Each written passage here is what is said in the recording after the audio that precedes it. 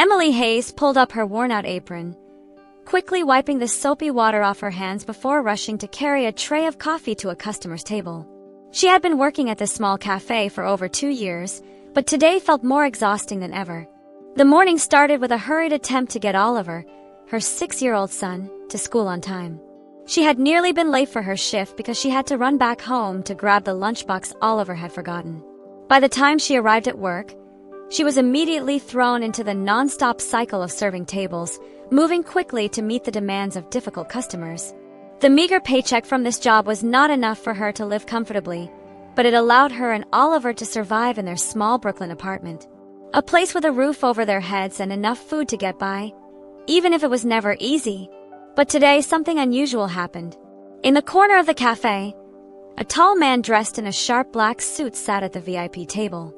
She had noticed him the moment he walked in, not because he was drawing attention, but because his presence seemed to slow down everything around him. His slightly graying hair, piercing gaze, and authoritative demeanor made it clear that he was someone used to making decisions that impacted thousands of people.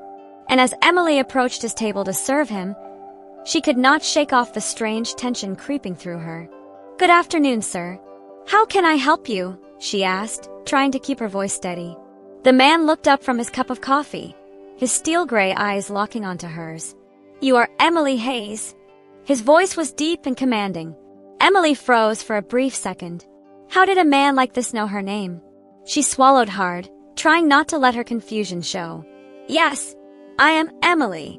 The man placed a business card on the table and slid it toward her. "Nathaniel Carter, CEO of Carter Enterprises." Emily's eyes widened. Carter Enterprises was one of the largest investment firms in the United States, headquartered in New York. Even people outside the financial world had heard of Nathaniel Carter, one of the wealthiest billionaires in the country. Why would someone like him be sitting here, speaking to her? She picked up the card, glanced at it, then looked back at him. "How can I help you, Mr. Carter?" Nathaniel Carter studied her for a moment before giving a slight nod, as if he had just made an important decision. "I have a proposal for you." Emily frowned. "A proposal?" "I need a nanny for my daughter," he said, his voice calm but firm. The statement left Emily stunned. A billionaire like Nathaniel Carter could hire any highly qualified professional nanny. "So why her?" "I think you have the wrong person," she said, shaking her head. "I am not a nanny, I am just a waitress." "But you are a mother," Nathaniel responded immediately, his eyes never leaving hers. Her heart seemed to stop for a moment. "How do you know that?"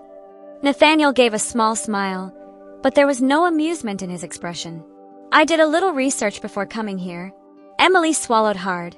Research? Did that mean he knew about Oliver? That she was struggling to raise her son alone? The thought of a stranger, especially a powerful billionaire, knowing so much about her made her uneasy.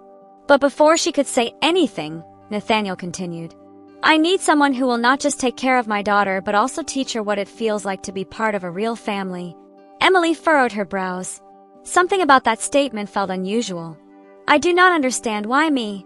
Nathaniel studied her for a long moment before pulling a file from his briefcase and placing it on the table in front of her. She slowly opened it. Inside was a contract. Nanny agreement. Salary, $1 million per year. Emily felt her heart stop for a second. She stared at the number on the paper. $1 million. That was enough money to change her and Oliver's lives forever. She could pay off her debts, give Oliver the best education, and never have to worry about money again. But it seemed too good to be true. She looked at Nathaniel with skepticism. "Why me?" Nathaniel did not blink. "Because Sophia, my daughter, has never had a mother." Emily felt her chest tighten. Nathaniel Carter, this cold and powerful man, was speaking about his daughter with an unspoken pain. She did not know if she was the right person for this, but when she thought about Oliver, about her son's future, she knew she could not walk away from this opportunity. She took a deep breath and reached out her hand. "I will do it." Nathaniel shook her hand, his grip firm as if sealing an unspoken promise. The luxury car rolled smoothly past the towering iron gates of the Carter estate. Emily sat in the back seat, her eyes wide as she took in the sight through the window. Nathaniel Carter's estate was more than just a house. It was a modern-day castle.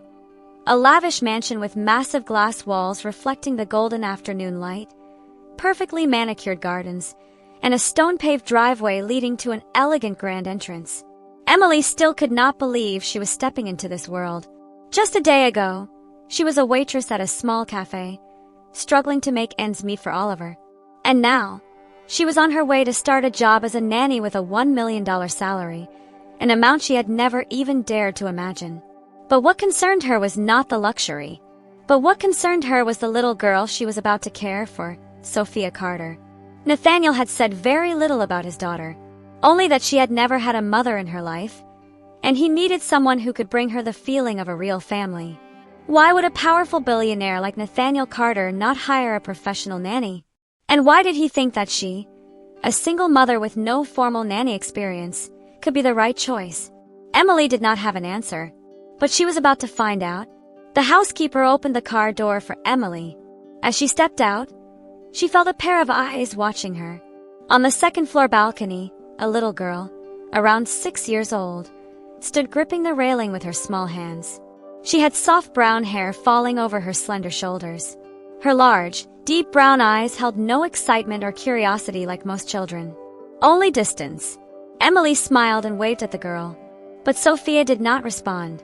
She simply watched silently, then turned and disappeared behind the sheer white curtain. Emily felt a coldness settle in her chest. This child, she seemed used to being alone. Nathaniel stepped beside Emily, his gaze still fixed on where his daughter had been. "She is not comfortable with strangers," he said. Emily turned to him. "What about her previous caretakers?" Nathaniel was silent for a moment. "None of them stayed long." Emily swallowed hard. That statement raised too many questions. Why did no one stay? Was Sophia too difficult? Or was there something about this mansion that she had yet to discover? She did not have time to dwell on it. A middle-aged woman, who appeared to be the head housekeeper, stepped forward and led her inside. A home without warmth. Inside the mansion, Emily felt even more out of place. Everything was too perfect, almost unsettlingly so. Towering walls adorned with expensive artwork, grand chandeliers casting dazzling light, polished marble floors that gleamed under her feet.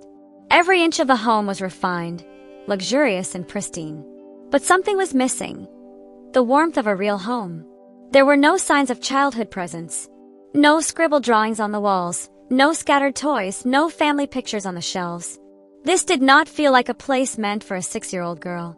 Emily followed the housekeeper upstairs to a small but elegantly furnished bedroom. "This will be your room," the housekeeper said. "You can rest after your trip. Miss Sophia has a set bedtime, but if you would like to introduce yourself, dinner would be a good time." Emily nodded, thanking her before stepping inside. Compared to the rest of the mansion, the room was not large, but it was still more luxurious than anywhere she had ever lived. She set down her suitcase and sat on the bed, her mind still racing with everything that had happened. This opportunity could change her and Oliver's lives forever. But could she really do this? Would Sophia accept her? And Nathaniel Carter, the enigmatic man who had hired her, what was he truly expecting from her? A silent dinner. That evening, Emily walked down to the dining room. The enormous space was dominated by a long dining table large enough to seat a dozen people.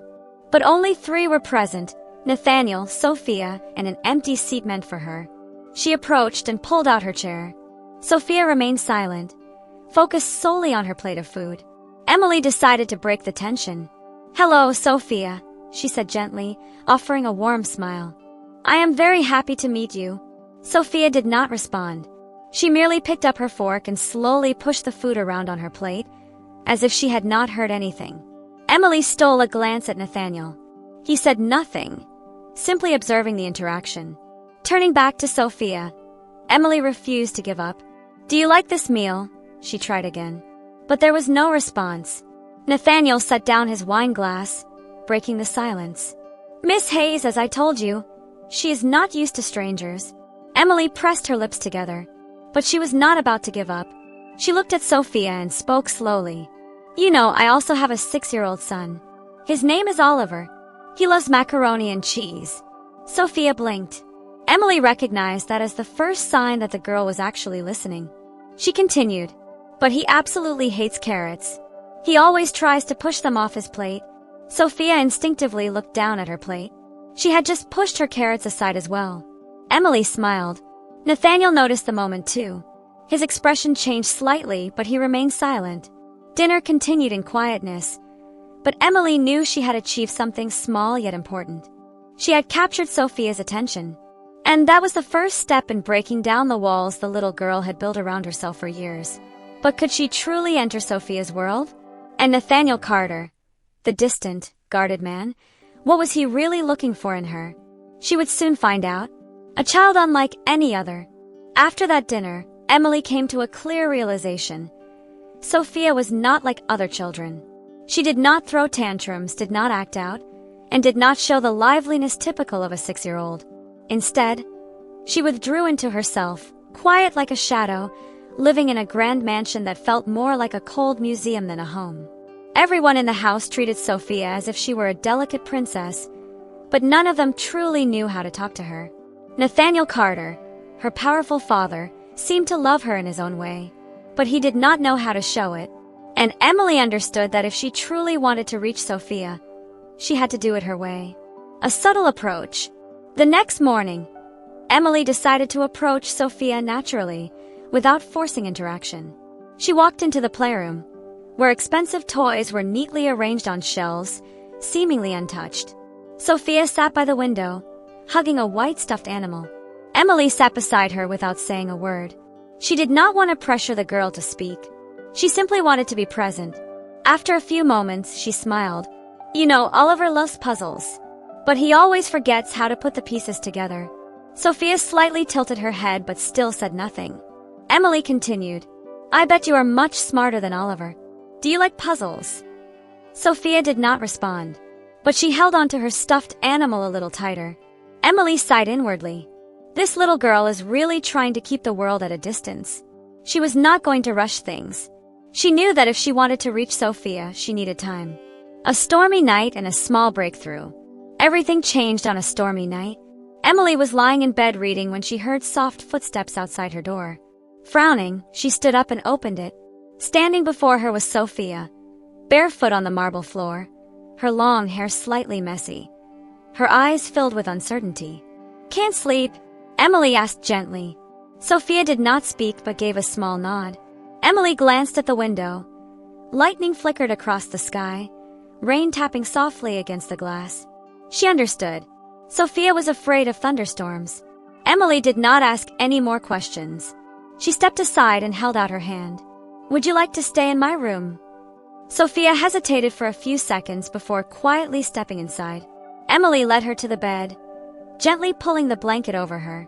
It is okay. You are safe now. Sophia did not say anything. She simply curled up under the covers, her wide eyes fixed on the soft glow of the nightlight. Emily sat beside her, waiting patiently. Then, in a small but deeply meaningful moment, Sophia whispered, My mom used to comfort me when it rained. Emily's heart tightened. The little girl had spoken to her. It was not just a simple sentence. It was the first sign that Sophia was opening up. Emily gently ran her fingers through Sophia's hair. I am sure your mother loved you very much. Sophia did not respond, but she slowly closed her eyes. That night, for the first time since stepping into the Carter mansion, Emily felt that she might truly have a chance to be part of Sophia's world. After that night, Sophia gradually started accepting Emily's presence. She still did not talk much, but she began sitting with Emily during breakfast, listening when she told stories, and even allowing her to brush her hair. But one thing still puzzled Emily. Nathaniel Carter cared about his daughter, but he always kept his distance. He often came home late, rarely joined Sophia for dinner, and when he was present, he did not know how to talk to her. One afternoon, Emily decided to break the silence between them. Mr. Carter, she began when she found him in the library. Why do you not spend more time with Sophia? Nathaniel was reading a document, but at her question, he slowly set it down. Do you think I do not love my daughter? His voice was low, but there was a sharpness to it. Emily shook her head. That is not what I am saying, but I think Sophia needs you. She is very lonely. Nathaniel was silent for a long moment, as if battling with something deep inside himself. Then he sighed. Do you know how her mother died? Emily froze. She knew that Nathaniel's wife had passed away years ago, but he had never spoken about it. She died in a car accident, Nathaniel said slowly. I was the one driving. Emily's eyes widened. I survived, but she did not, he continued, his hand tightening into a fist on the wooden desk. Since that day, I have not known how to be a father. Emily felt her heart ache. Nathaniel was not an indifferent father. He was a man trapped in his grief, haunted by the past, unsure how to connect with his daughter. Looking at him now, for the first time, she did not see the cold billionaire everyone else saw. She saw a man who was trying but did not know how.